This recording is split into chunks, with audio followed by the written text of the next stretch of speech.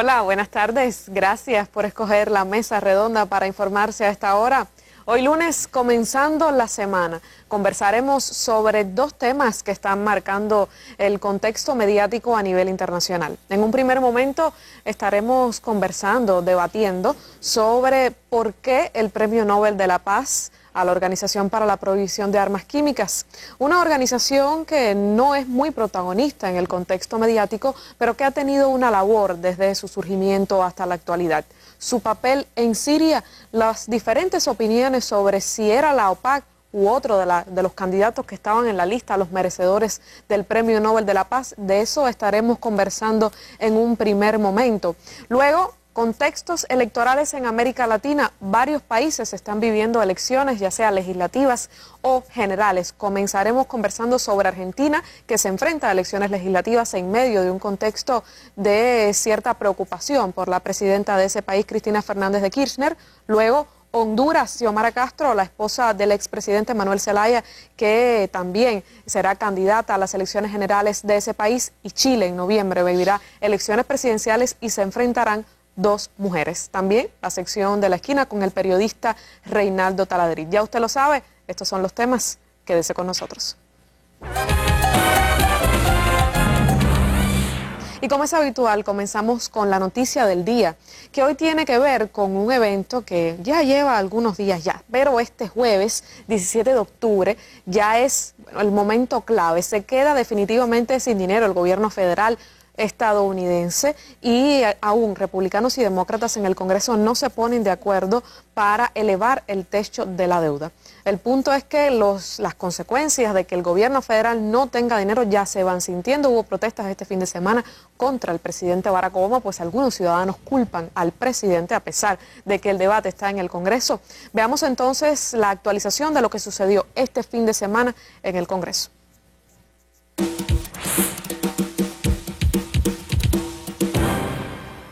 En Estados Unidos, los líderes del Senado intentan negociar un acuerdo de mínimos que evite este jueves la primera suspensión de pagos en la historia del país. Frente al Capitolio y a la Casa Blanca se han repetido las protestas ciudadanas cuando se cumplen 13 días del cierre de la administración. Hoy habrá una nueva reunión en el Senado muy pendiente de la respuesta de los mercados. El Tesoro ha advertido de que no pueden asegurar sus pagos más allá del jueves y el Fondo Monetario Internacional recuerda la amenaza de recesión global si no se alcanza un acuerdo.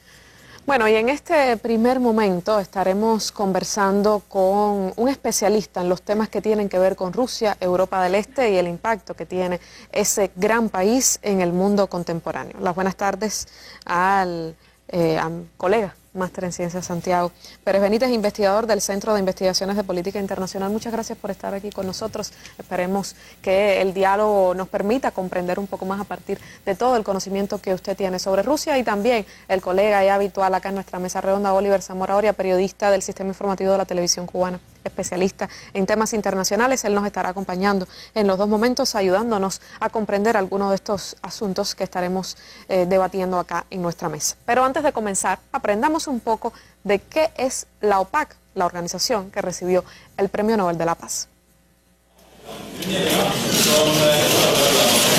El presidente del comité anunció que el Premio Nobel de la Paz ha sido otorgado a una organización desconocida para muchos, cuyo trabajo ha ganado protagonismo mundial en los últimos tiempos. El Comité Nobel noruego ha decidido que el Premio Nobel de la Paz para 2013 será otorgado a la Organización para la Prohibición de las Armas Químicas por su amplio trabajo en la eliminación de las armas químicas. Aunque el premio lo reciben en el marco de la misión que están llevando a cabo para el desarme del arsenal químico del ejército sirio, para el Comité Nobel, la convención que establece la eliminación de este tipo de armamento a nivel global debe ser implementada por todas las naciones. Ciertos estados no han observado el plazo para destruir sus armas químicas, que fue en abril de 2012. Esto aplica especialmente para Estados Unidos y Rusia. La OPAC cuenta actualmente con 189 países miembros que representan el 98% de la población mundial. 4 países, Corea del Norte, Angola, Egipto y Sudán del Sur, no han firmado ni ratificado la convención. Israel y Birmania la firmaron, pero no la han ratificado. Entre 1997 y 2013, la OPAC llevó a cabo más de 5.000 inspecciones en 86 países. Un 81% de los agentes químicos declarados por los gobiernos ya han sido destruidos, así como más del 57% de las municiones y contenedores químicos. En Siria, los expertos de la OPAC actúan en cumplimiento de una resolución del Consejo de Seguridad de la ONU que le ordena supervisar el desmantelamiento del arsenal químico de Assad antes del 30 de junio de 2014. La OPAC, por su parte, reaccionó al premio, afirmando que espera que sirva para convencer a todos los países de prohibir este tipo de armamentos. También han dicho que no celebrarán el recibimiento del Nobel de la Paz hasta que no terminen la misión que están desarrollando en Siria.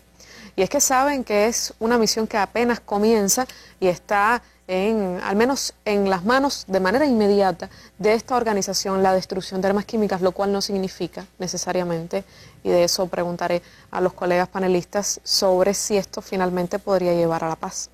La OPAC, Oliver, ¿por qué una organización, digamos, que está fuera de los escenarios en este momento a nivel internacional, de pronto aparece en Siria con esta necesidad de destruir las armas químicas de ese país y le dan el Nobel? ¿Es por eso o hay más razones por las cuales la OPAC se merece este premio? ¿Cuáles son las reacciones? Hay muchas interpretaciones con respecto a la noticia que se dio a conocer el pasado viernes y que de alguna manera marcó, ¿no?, todo el fin de semana. Yo pienso que los premios Nobel siempre son noticias y se esperan sobre todo dos: el premio Nobel de la Paz, en un mundo tan lleno de conflictos. Hay muy poca gente a quien darle el premio Nobel de la Paz realmente.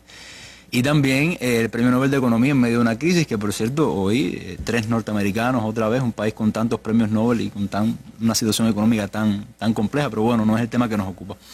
Ahora, fuera noticia, yo creo que lo que realmente ha despertado ha sido no tanto la noticia, sino las interpretaciones, los debates con respecto a esto. Hay muchas divisiones, hay muchas diferencias.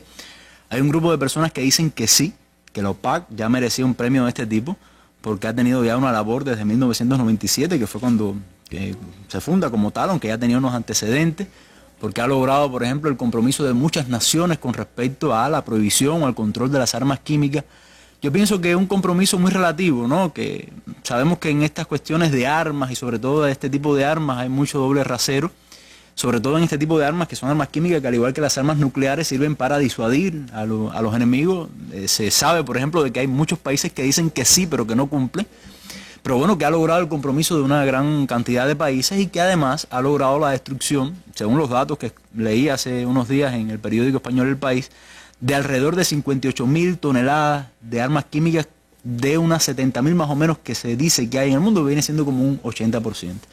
Ahora, esos son los defensores de este premio Nobel, de los que dicen que sí lo merecía, pero hay un grupo, otro grupo, vamos a decir, de 3 vertientes que se cuestionan un poco este premio. Hay un grupo que dicen que al final, bueno, estamos hablando de una pequeña organización, de un presupuesto ínfimo, $100 millones, quizás para algunas personas $100 millones sea mucho dinero, pero realmente para una institución de este tipo internacional es un presupuesto muy austero, muy modesto y con alrededor de unos 500 trabajadores, pero que solamente cumple una función técnica, o sea, de poner en práctica o de hacer cumplir una convención de Naciones Unidas, pero que no tiene iniciativas, vamos a decir, políticas propias por lo general. Recordemos, por ejemplo, que en el caso de Siria fue un acuerdo entre Rusia y Estados Unidos.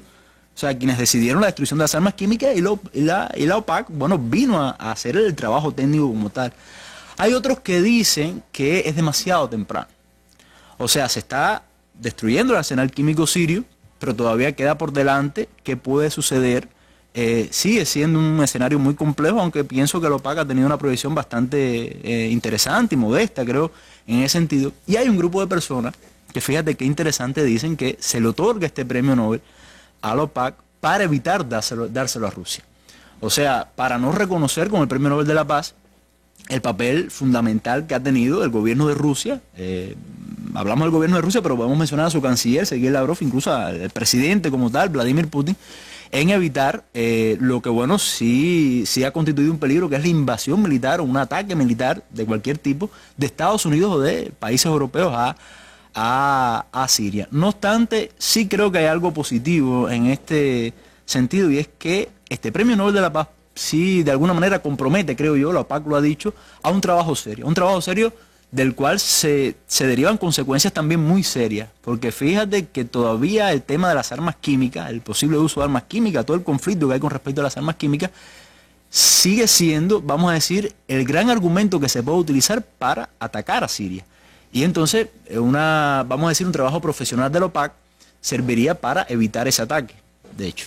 Entonces, hay otro tema, es decir, ya tú lo decías, el asunto de no querer dárselo a Rusia, y es que había otros candidatos en la lista para el Nobel de la Paz. Entre ellos estaba Vladimir Putin, el presidente ruso, también estaba la joven pakistaní Malala, que se ha convertido en una símbolo de Occidente, según una muchacha que defiende la educación de las niñas musulmanas, pero ella estaba propuesta también para el Nobel de la Paz, pero no lo ganó. Lo ganó entonces la OPAC. Y entonces empecemos por uno de los cuestionamientos que ya ha mencionado Oliver que se están haciendo, el hecho de no dárselo a Rusia. Sería interesante recordar cuál ha sido el papel que ha tenido Rusia en este conflicto tan serio que está viviendo Siria, profesor Santiago. Gracias, Cristina. Mira, para Rusia la política hacia Siria ha sido una prioridad. Tiene que ver, por supuesto, con las relaciones que ellos tenían con los países del Medio Oriente, específicamente con Siria, incluso desde tiempos de la Unión Soviética. Y realmente ellos aprendieron muchas lecciones de lo que les pasó en la década de los 90 y más recientemente del conflicto que hubo en Irak 2003, prácticamente Estados Unidos los dejó de lado en la invasión que realizó y sobre todo en el caso de Libia. Y yo creo que la política rusa ha sido una política que no es una política improvisada, que es una política sobre la base de sus intereses. Ellos incluso tienen una base militar allí, la base de Tartus, pero ha sido una política conforme a su doctrina de política exterior, que está buscando, más que el apoyo al Assad, incluso ellos lo han dicho, el respeto al derecho internacional. Y yo creo que ha sido positivo el papel de Rusia en esta área. Evitar una intervención extranjera. Sabemos lo que pasó en Libia, sabemos que si no hubieran habido los 3 vetos de Rusia y de China en el Consejo de Seguridad, está claro que la situación habría sido diferente en el caso de Siria, y obviamente lo que recientemente sucedió a partir del 9 de septiembre, cuando ya el mundo estaba esperando una crónica de una guerra anunciada.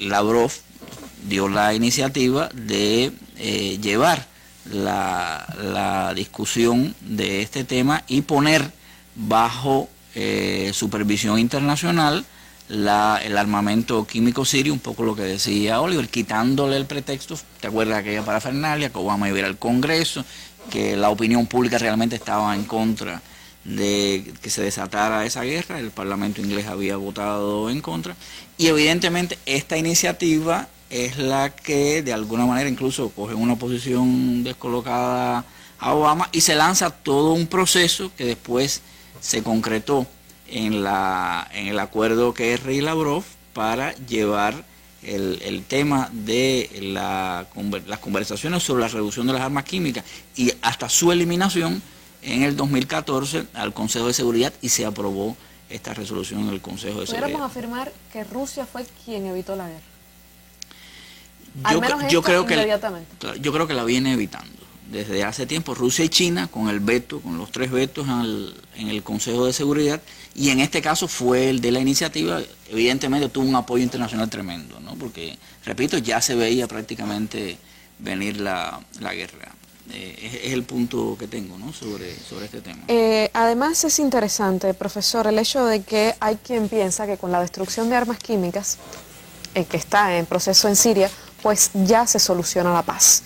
El hecho de pensar que con el trabajo que está haciendo la OPAC definitivamente puede evitarse una guerra es un tema bien controvertido, porque de hecho en Siria en este momento continúa el conflicto y no se descarta la posibilidad de que independientemente de la destrucción de armas químicas, la intervención militar pueda seguir sobre la mesa. De eso vamos a estar hablando después de la pausa.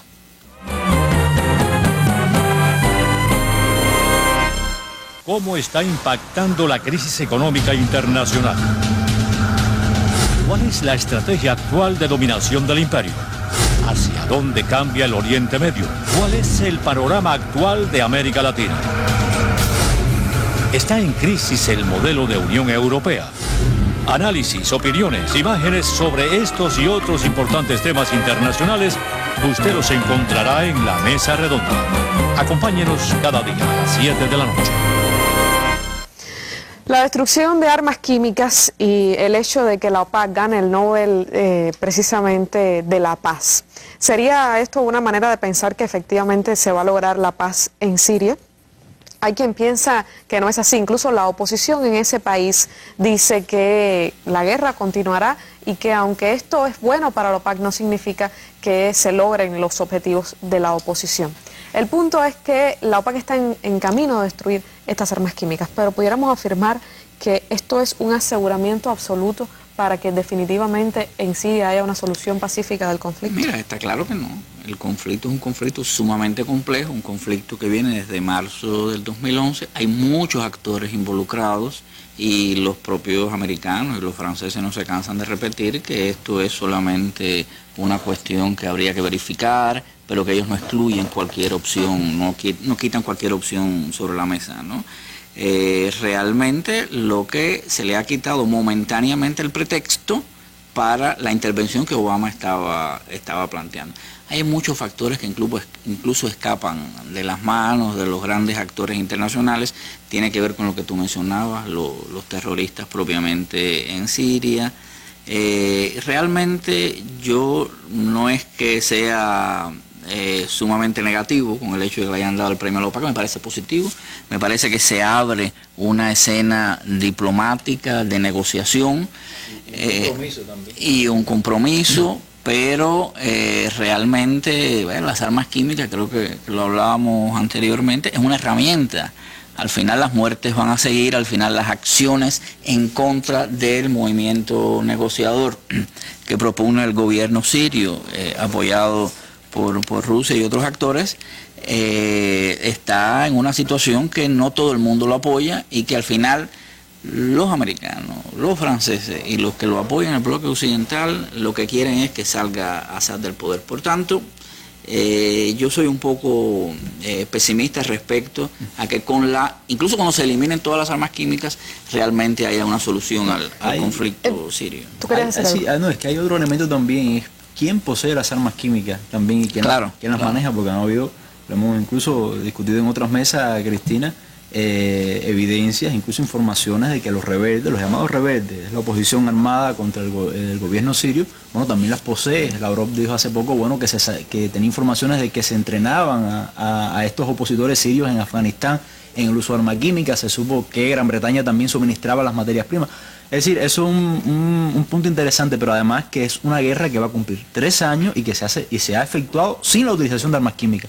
O sea, armamento convencional suministrado por las grandes potencias europeas y Estados Unidos a esta oposición, y Rusia, bueno, suministrándole armas al gobierno, que hay una diferencia grande ahí, y es que esto responde a acuerdos previos, o sea, tomados antes de este conflicto entre Rusia y Siria, ¿no? Ahora, por lo tanto, yo pienso que obviamente la destrucción de las armas químicas, el arsenal químico del gobierno, va a evitar una intervención extranjera, quizás, pero no la solución del conflicto. Por ahora, es como hablábamos, ¿no? Es parte de una película, hay que ver cuáles serían. Y que nuevos argumentos se van presentando. Es que hay una estrategia detrás. La estrategia de Estados Unidos, incluso proyectada en la administración Bush, es eliminar gobiernos fuertes, estados centralizados en el Medio Oriente. Ahora va Siria, después se habla de que eventualmente provendría Irán y eventualmente todas las acciones que ellos están tomando de subversión en Rusia, en China. Es decir, hay toda una estrategia del complejo militar industrial norteamericano y del imperialismo mundial para llegar y mantener un nivel de caos en el área. Ellos le llaman incluso el caos controlado en función de lograr algo que es estratégico, que es la presencia del aparato militar norteamericano. Ahora, de acuerdo con lo que usted está describiendo, ese escenario que usted está describiendo, en que la destrucción de las armas químicas no asegura la paz, que el conflicto es más profundo, a la OPAC le dan el Premio Nobel de la Paz entonces. Sin embargo, lo que está haciendo no necesariamente tiene que conducir a la solución del conflicto. ¿Por qué entonces no se lo dan a Rusia, a pesar de que fue el actor que generó la idea, que gestionó la idea y que la llevó a cabo y construyó un consenso con Estados Unidos y con Siria para lograr dilatar al menos el ataque? ¿Por qué no a Putin? Bueno, imagínate con las imágenes que pusimos ahora, ¿no? De la situación conflictiva en los Estados Unidos, los conflictos entre Obama y el Congreso. De pronto que salga la noticia de que a Putin le dan el Premio Nobel de la Paz, ¿no? Evidentemente, quien otorga este Premio Nobel tiene sus intereses. Hablábamos que se lo dieron a Obama en el 2009, se lo dieron a la Unión Europea el año pasado en medio de la peor crisis. Evidentemente, aquí hay motivaciones políticas. Es que es parte de la proyección occidental hacia Rusia. Incluso desde tiempos inmemoriales, es que Rusia es una potencia.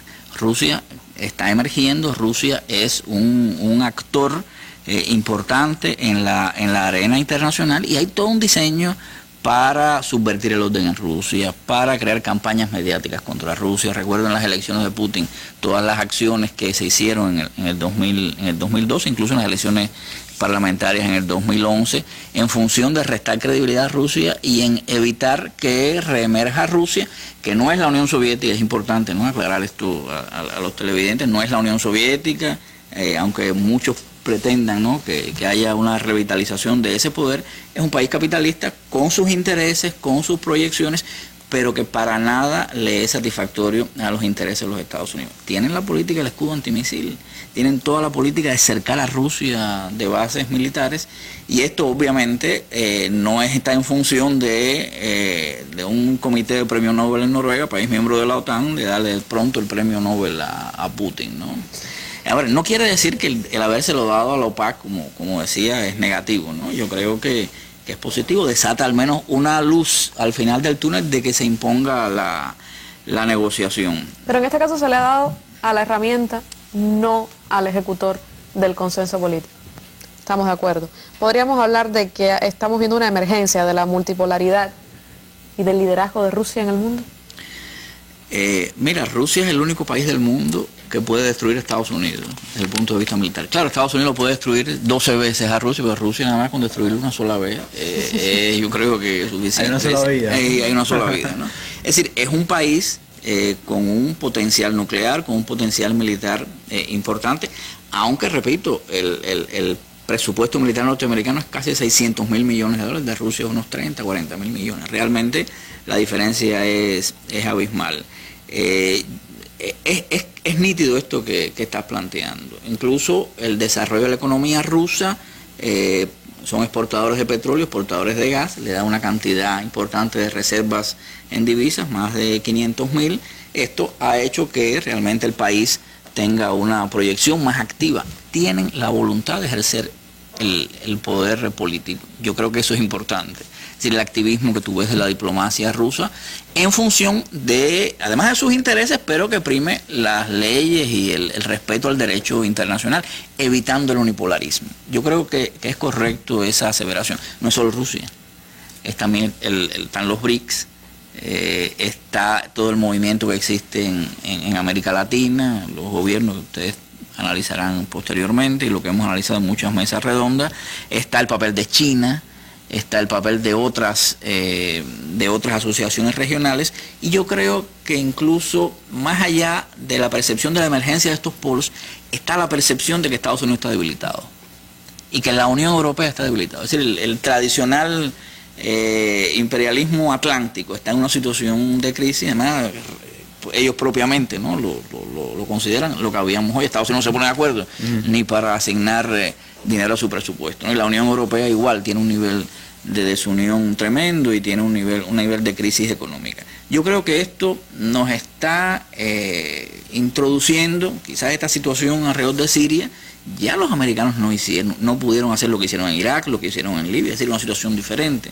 Yo creo que es el inicio de un proceso. Ojo, Estados Unidos conserva un poder militar, ahí sí son unipolar, y por eso es que ellos están buscando las posibilidades, casi es una cuestión estructural, ¿no?, del capitalismo mundial, de crear las condiciones para que se imponga el expediente militar y Estados Unidos pueda seguir, digamos, en una posición unipolar. Antes de terminar, hubo un artículo muy interesante de Putin en el New York Times, que al final le decía, yo no estoy de acuerdo con el presidente Obama, que dice que eso es una nación excepcional. Estados Unidos no es excepcional, decía al final, y Dios nos creó a todos iguales. Eso debe ser muy duro para los norteamericanos. Para los norteamericanos publicado en un diario de ellos, ¿no? Está claro. Así mismo. Y precisamente, un minutico, porque es interesante y nos lleva al análisis, profesor Santiago.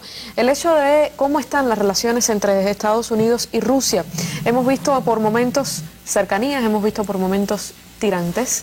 Vemos a un Kerry y a un Lavrov conversando animadamente en inglés, además, sin traductores de por medio a raíz de este contexto, pero Obama suspendió una reunión con Putin, el tema Snowden está de por medio. ¿Cómo valora usted que están las relaciones entre ambos países en este momento? Mira, Condoleezza Rice hablaba ruso, así que el hecho de que se hable en varios idiomas es parte del rejuego diplomático. Yo creo que son dos actores importantes en la arena internacional, cada cual con sus intereses. Hay elementos donde coinciden, hay elementos donde disienten.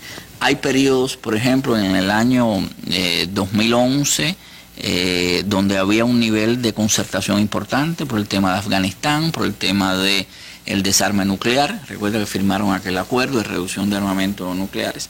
En este momento yo percibo que el péndulo se está inclinando hacia las divergencias. No quiere decir que posteriormente haya un nivel de convergencias. Como con todos los grandes actores internacionales, es un proceso de convergencias y de divergencias, de conflictos y de cooperación. Por ejemplo, Rusia está muy interesada en la cooperación, en inversiones y cooperación tecnológica por parte de los países occidentales, de los países europeos, de los norteamericanos, y eso hace que las posiciones rusas, que repito, no es la Unión Soviética, no es lo que nosotros conocimos en un momento, tienda a una mayor cooperación. Pero hay cosas que son también de la diplomacia, que realmente detrás están los intereses de los estados y los intereses de las clases y sectores dominantes en cada uno de ellos, ¿no? Bueno, muchísimas gracias, profesor. Yo creo que ha sido bastante clarificador, al menos entender las razones de la decisión que hay detrás y los intereses que hay detrás de la asignación del Premio Nobel de la Paz a la OPAC. Muchas gracias por estar aquí. Seguro que lo tendremos de nuevo para conversar más sobre Rusia, Europa del Este y Europa en sentido general. Con mucho gusto. Tú no te vayas, que nos queda una segunda media hora de más debate. Vamos a una pausa y ya volvemos. Un programa para ir más allá de la noticia.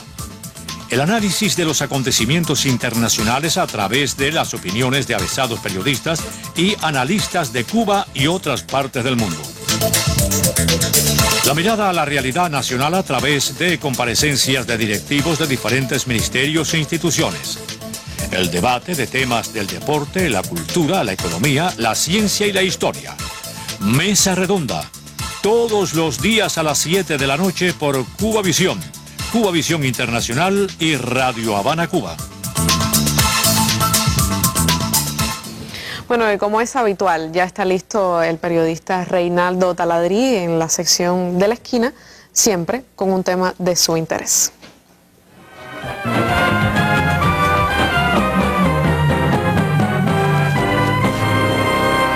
Efectivamente, estamos aquí en la esquina y hoy quiero que tratemos de dar respuesta de conjunto a la pregunta que están viendo en la pantalla. ¿De dónde son los asesinos? Esta foto es de un arsenal de armas que le fue ocupado a uno de los carteles mexicanos de la droga. Ustedes han oído hablar de los carteles mexicanos de la droga, los Zetas, el cartel tienen nombres de ciudades también, distintos tipos de carteles mexicanos, grupos mafiosos de la droga. Ahora, una de las características de estos grupos es su alto nivel de violencia y se caracterizan por contratar asesinos profesionales que ejecutan incluso matanzas colectivas, asesinatos a sangre fría con mucha brutalidad. Esto ha caracterizado la imagen de estos carteles mexicanos durante muchos años. Ahora hay un nuevo hecho que ha salido a la luz pública. Bueno, se dio a conocer, pero no agarró mucha luz, que yo diría que no tuvo mucha luz pública, aunque sí se dio a conocer el hecho. Y es que los carteles mexicanos de la droga, los Zetas en especial, están comenzando una nueva era y están empezando a reclutar un nuevo tipo de asesino profesional. ¿Que a quién están reclutando? Pues bien, están empezando a reclutar a militares del ejército de los Estados Unidos como asesinos profesionales de los carteles de la droga mexicana. Efectivamente, usted no escuchó mal. Y por si tiene alguna duda, vamos a compartir 3 casos concretos que ya se hicieron públicos. El pasado 22 de julio, aquí va el primero de ellos, una corte de la ciudad del Paso, en Texas, condenó a cadena perpetua al soldado de primera clase del ejército de los Estados Unidos, Michael Apodaca. Este hombre era miembro, y cito para ser textual los documentos del juicio, de la 11ª Brigada de Artillería y Defensa Antiaérea con sede en Fort Bliss. ¿Qué hizo este soldado? Véanlo en pantalla. Reconoció en el juicio haber sido reclutado y contratado por el cartel de Juárez, que le pagó $50,000 para que asesinara a José Daniel González Galeana, un ex miembro del cartel que se dice era informante de la aduana de los Estados Unidos. Asesinato que ejecutó el día 15 de mayo del año 2009. Aquí tienen un primer caso de un asesino reclutado, de un militar en activo del ejército de los Estados Unidos. Pero no es el único. Voy a compartir otro más. Este hombre se llama Kevin Corley. Era, y cito, primer teniente del ejército de los Estados Unidos, ubicado en Fort Carson, Colorado. ¿Qué hizo este primer teniente del ejército de los Estados Unidos? Vamos a verlo en pantalla. El 23 de diciembre del 2011 acordó con el cartel mexicano Los Zetas realizar varios asesinatos a cambio de $50,000 y cocaína. También les vendió 2 rifles de asalto AR-15, 5 chalecos antibalas y otros equipos militares que se robó. Y accedió a ser contratado para darles clases a los asesinos del cartel sobre tácticas militares. Miren qué pedigrí, ¿verdad? Pero el primer teniente Kevin Corley tuvo mala suerte. ¿Saben por qué? Porque los agentes del cartel mexicano Los Zetas con los que negoció todo esto eran agentes encubiertos de la DEA, la agencia antidroga de los Estados Unidos. O sea, no eran del cartel Los Zetas, eran agentes encubiertos de la DEA que comprobaron que estaba dispuesto a hacer todo esto. Pues bien, el primer teniente Kevin Corley fue sancionado en una corte de la ciudad de Laredo, en Texas, por estos delitos. Y tras él arrastró a un cómplice. Vamos a verlo en pantalla. El sargento del ejército Samuel Walker fue contratado por los Zetas y ejecutó un golpe en noviembre del 2011. Este hombre había servido, vamos a dejarlo en pantalla, este sargento había servido con el primer teniente Corley, que vieron anteriormente, en la 4ª Brigada de Combate de la 4ª División de Infantería en Afganistán durante los años 2010 y 2011. Después de la detención de Corley, fue descubierto y este sí ejecutó un asesinato, un golpe, contratado por el cartel, en este caso de los Zetas. Sí lo ejecutó. Fue descubierto, detenido y sancionado a 15 años de privación de libertad. Y volviendo entonces a la pregunta original, ¿de dónde son ahora los asesinos de los carteles de la droga? Pues bueno, parece que una parte importante de ellos los están reclutando nada más y nada menos que en el ejército de los Estados Unidos. Hasta aquí los hechos, y como me gusta decirles, ahora saca usted sus propias conclusiones. Termino y regreso a la mesa.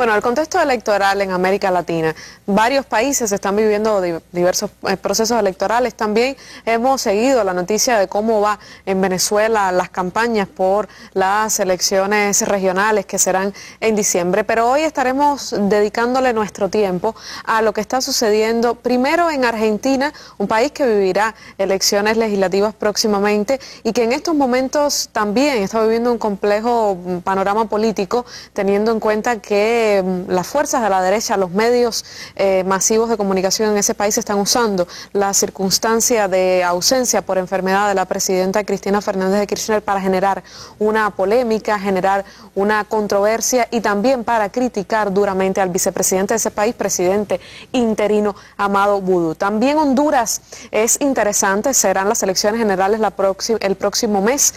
Finalmente acabará, parece Porfirio Lobo tiene un alto nivel de desaprobación y Xiomara Castro repunta en las encuestas como la preferida y la que aparentemente saldrá en las elecciones de ese país. No obstante, Honduras, ¿cuál es la esperanza después del golpe de Estado en ese país? Las posibilidades de que la esposa del hombre que recibió el golpe de Estado pues pueda gobernar en un país tan complejo como ese. También Chile. Evelyn Matei y Michelle Bachelet se enfrentarán, la expresidenta de ese país y también Evelyn Matei, una que fue ministra del presidente Sebastián Piñera y ha estado en la política, representante de la derecha y relacionado con la extrema derecha de ese país. Están disputándose la presidencia y ya están en campaña afilando los discursos, presentando programas políticos. Muy interesante lo que está sucediendo en estos tres países. Para darnos su perspectiva, le doy las buenas tardes reiteradas al colega Oliver Zamora Oria, pero antes de empezar nuestro diálogo, les actualizo sobre lo que está sucediendo en Argentina con respecto a la salud de la presidenta Cristina Fernández, que ya salió del hospital y se encuentra en la Quinta de los Olivos, en su casa, descansando. Veamos la actualización que presenta la agencia argentina Telam.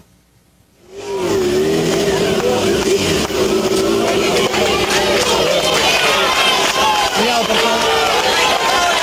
favor, la cámara.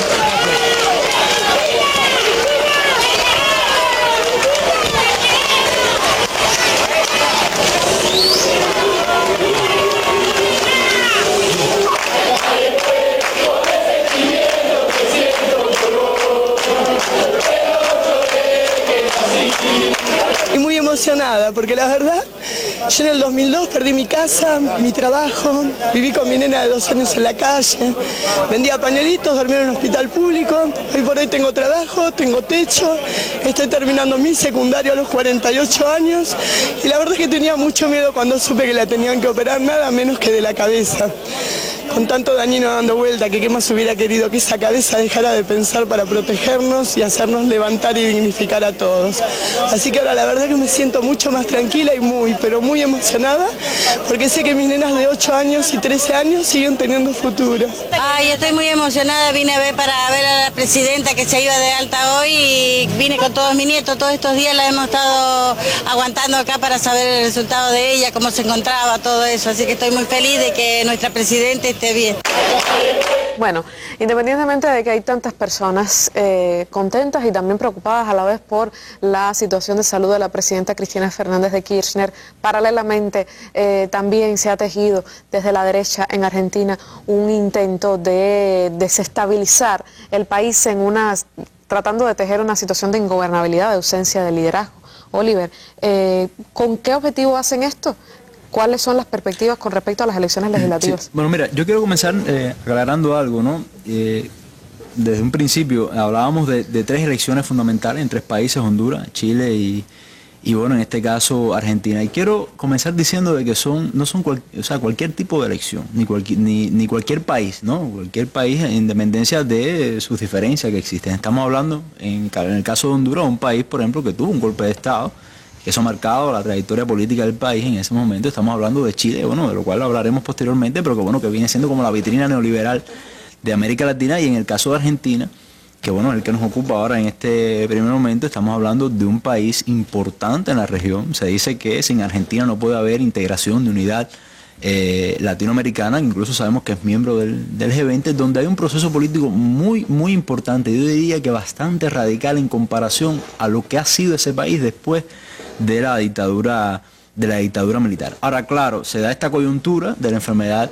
de la operación de la presidenta Cristina Fernández, y por supuesto que la derecha y los grandes medios de comunicación en Argentina, al igual que muchos países latinoamericanos, yo diría que de la mayoría, la prensa, incluso como en todas las partes del mundo, tiene fuertes intereses políticos, funcionan como partidos políticos, y obviamente, salvo contadas excepciones, son una oposición también política a la presidenta. Y hay un ataque contra la presidenta por una razón muy sencilla, y es por la personalidad política fuerte que posee la presidenta Cristina Fernández. La presidenta Cristina Fernández no es una presidenta débil, ¿entiende?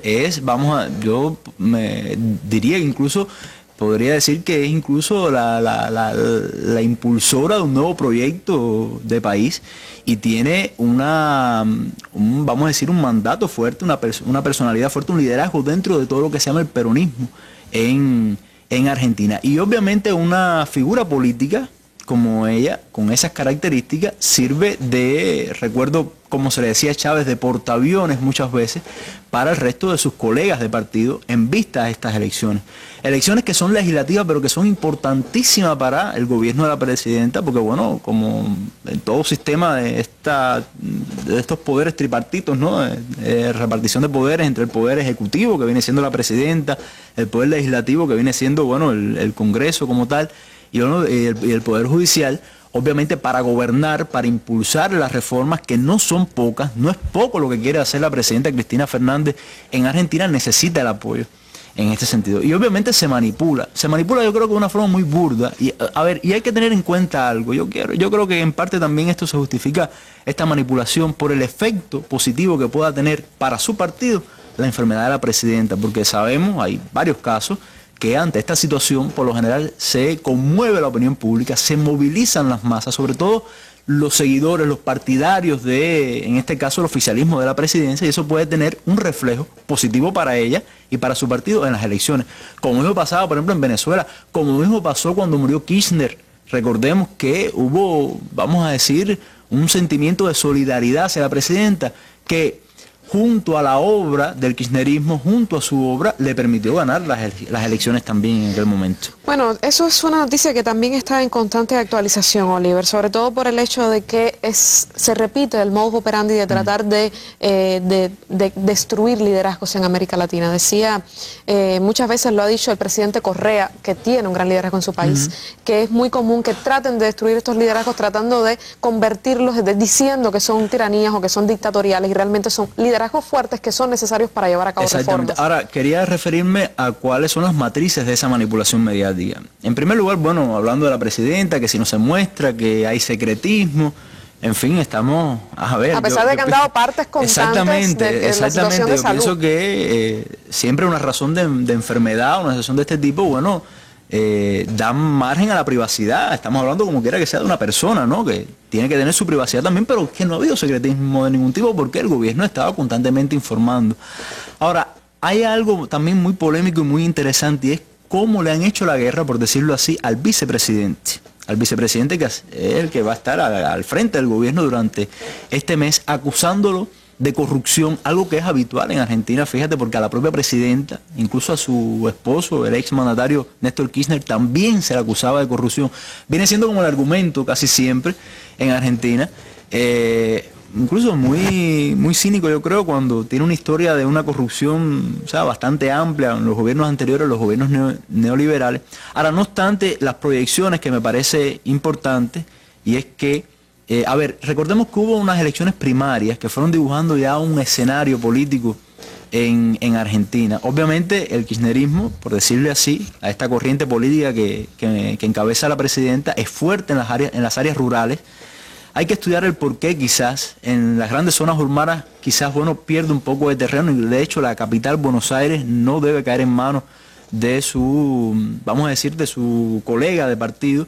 Algo que no es una buena noticia, porque Buenos Aires siempre da una proyección nacional por ser la capital del país, además por ser la gran ciudad que es, pero sí debe mantener a la mayoría en la Cámara de Diputados, y también, aunque quizás retroceda un escaño, se dicen, según los analistas, según las encuestas, debe de tener también la mayoría en el Senado, y eso obviamente le va a dar la posibilidad, por lo menos para impulsar con fuerza, todas estas reformas que quiere, que recordemos que no son pocas, recordemos que hay una nueva ley de medios, que hay también reformas en el sistema judicial. Eso es importante tenerlo en cuenta. Bueno, otra mujer en Centroamérica también está tratando de llegar a la presidencia de su país, Xiomara Castro. ¿Cuáles son las posibilidades de ganar y cuáles son las posibilidades de gobernar Honduras? Después de la pausa estaremos haciendo el análisis. Cada viernes a las 7 de la noche se pondrá a debate sobre la mesa un tema de interés social. Valores, ilegalidades, indisciplinas. Nuestra actuación como sociedad vista desde la perspectiva de periodistas de diversos medios de comunicación y otros profesionales reconocidos. También estará en el debate la opinión de nuestro pueblo a través del correo electrónico, la llamada telefónica o la cámara en la calle. Cada viernes a las 7 de la noche, un tema sobre la mesa. Acompáñenos.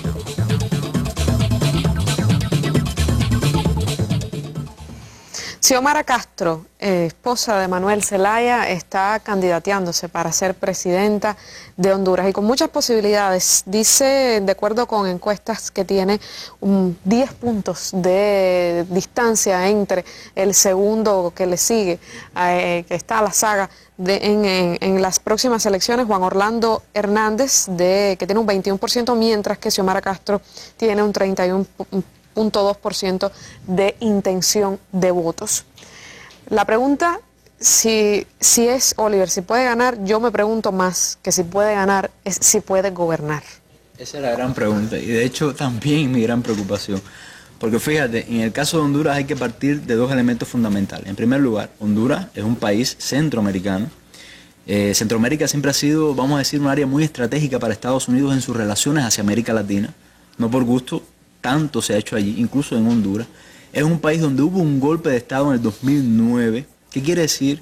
¿Qué quiero decir con esto? Que toda la vida política de ese país, desde el 2009 hasta el presente, ha estado basada en legitimar su supuesta democracia. Vamos a decirle así, democracia. Ha tratado de legitimar esa democracia. De hecho, durante el gobierno del presidente Lobo, bueno, su principal línea de política exterior ha sido reincorporar a Honduras en el contexto regional de América Latina, porque bueno, si bien hubo sus sanciones que después se retiraron, ha ido estableciendo poco a poco las relaciones diplomáticas con el resto de los países de la región, está el estigma de que es un gobierno que surge a raíz de un golpe de Estado. Y también es un país marcado por la violencia, uno de los países más violentos del mundo, muy inseguro para el ejercicio del periodismo. De hecho, muchos candidatos a diferentes cargos, porque estamos hablando también no solamente de presidentes, sino también de alcaldes, de diputados, han dicho que han sido amenazados, incluso algunos han sido asesinados. Ahora, yo sí pienso que Xiomara Castro, según las encuestas, debe salir como presidenta del país. Ahora, esa es la gran pregunta, ¿podrá gobernar? Porque cuando nosotros leemos el programa de Xiomara Castro, ¿qué es lo que dice el programa? Un programa muy radical, tomando en cuenta que estamos hablando del país con una de las derechas más conservadoras de América Latina. Por ejemplo, vamos a decir, su propuesta de cabecera, por así decirlo, es una asamblea constituyente. Recordemos que a su esposo se le dio un golpe de Estado, fíjate, por querer hacer una consulta popular para ver si la gente quería una asamblea constituyente. O sea, por querer preguntarle a la gente, ¿usted quiere no hacer la asamblea constituyente, sino usted quiere una asamblea constituyente, sí o no? Por eso se le dio un golpe de Estado. Y la asamblea constituyente es precisamente la principal propuesta que tiene Xiomara en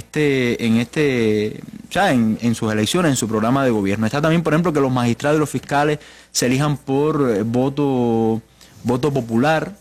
Es decir, no, eso de alguna manera, fíjate, pasa más o menos como en Argentina, todo este tráfico de influencia que existe en ese poder judicial, bueno, iría abajo. Hay que ver los intereses, va a chocar con los intereses también, que los miembros del Tribunal Supremo Electoral también sean electos por el voto popular, revisar por referendo, incluso llevarlo a referendo todas las privatizaciones que se han llevado a cabo en el país durante los últimos años. Imagínate tú con los intereses que va a chocar Xiomara Castro, pero además de eso también reivindicar la lucha de los campesinos, que han sido uno de los sectores más desposeídos, bueno, históricamente, pero con los cuales más problemas ha habido en el país después de, bueno, durante el gobierno de Lobo. Recordemos que muchos campesinos han sido asesinados. Ahora, yo pienso que una de sus fortalezas es que ella de alguna manera ha recogido, recordemos que cuando en el 2009 se dio el golpe de Estado, creo que lo único positivo que se veía de aquel panorama tan negativo, por decirlo así, era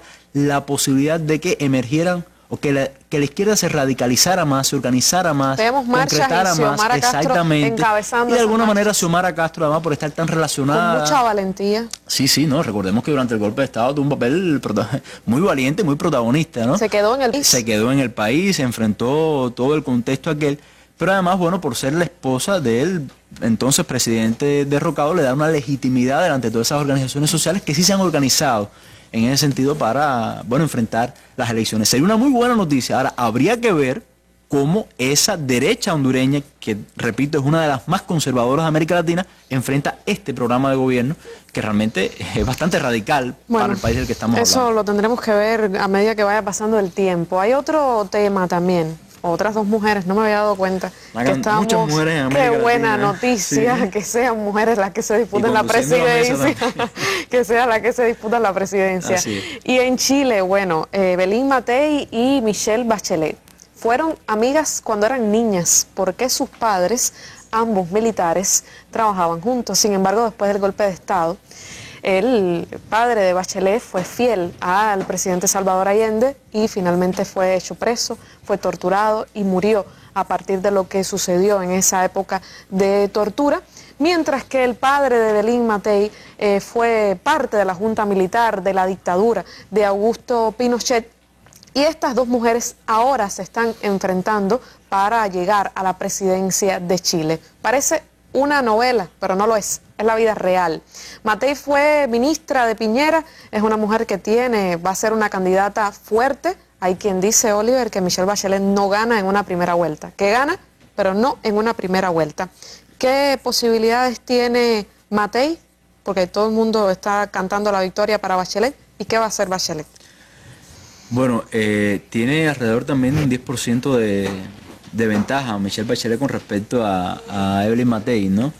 Y creo que su mayor fortaleza está, en primer lugar, que representa una derecha fuerte, que es primera vez que está en el poder en Chile desde la supuesta democracia, ¿no? La caída de Pinochet, pero que obviamente tiene una fortaleza política tremenda en el país. Y de alguna manera, bueno, también por ser la candidata del presidente, ¿no? Eso siempre da cierta ventaja. Ahora, yo sí pienso que las mayores ventajas están del bando de Michelle Bachelet, porque recordemos que fue ella presidenta, terminó su mandato con unos índices de popularidad altísimos. Recuerdo que llegó hasta un 85% de popularidad, una popularidad bastante elevada, incluso para ser Chile, en contraste, por ejemplo, hoy con el gobierno de Piñera, que es tan impopular, los niveles de popularidad están por el piso, pero además que Michelle Bachelet ha tenido la ventaja, yo pienso que la ha tenido incluso fácil, porque los problemas de Chile están bien identificados. O sea, la vitrina neoliberal de América Latina, comenzamos por eso, bueno, comenzó a implosionar, salieron los estudiantes a la calle, ya se sabe, por ejemplo, que el tema de la educación es un problema fundamental en Chile, y ella obviamente lo ha asumido como parte de su programa de gobierno, y da la propuesta, la solución que piden precisamente los estudiantes, o sea, una reforma educativa que dentro de 6 años, bueno, ya brindará una educación universitaria gratuita, y bueno, hacer una serie de reformas que son el reclamo popular. Saben que hay un problema también con el tema de los ingresos, la redistribución de los ingresos, quiere hacer una reforma tributaria, quiere hacer una reforma también en la Constitución, es decir, Michelle Bachelet lo que ha hecho es recoger el sentir popular, identificar puntos que ya de hecho estaban identificados y proponer las soluciones que el pueblo quiere. Que eso a la derecha le es muy difícil por una cuestión de principios. ¿Podrá lograrlo? No, bueno, yo pienso que eso depende mucho del respaldo que tenga, porque también tiene una dificultad ella, y es que viene de una concertación que está desprestigiada. Es decir, a ver, en Chile hay dos fenómenos de base. Uno, por un lugar, cae Augusto Pinochet, gobierna la concertación durante muchísimo tiempo, fue heredera de un esquema, recordemos que todavía es la constitución de Pinochet, y que la educación en ese país todavía, o sea, está sobre las bases que fundó Pinochet, y estamos hablando entonces de una concertación que fue heredera incluso de ese modelo, que la gente se fue decepcionando, por eso es que llega Piñera al poder, en parte también, pero además es un país donde el tema de ¿cómo se llama? O sea, ¿cómo podría decir? De la dictadura es todavía una herida abierta, que no ha sanado.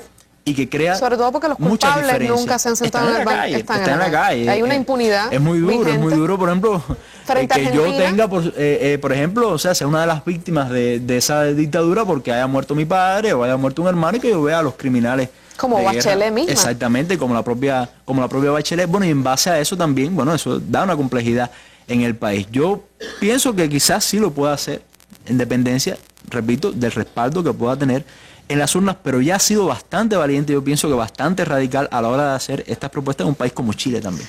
Bueno, escenarios electorales que están en plena actualización, todavía hay que ver, nosotros apenas estamos tratando de describirles cuáles son los principales candidatos, las perspectivas de la izquierda a la derecha en América Latina, escenarios complejos y la buena noticia extra de que al menos de los países que hemos hablado hoy son todas mujeres las que se enfrentan.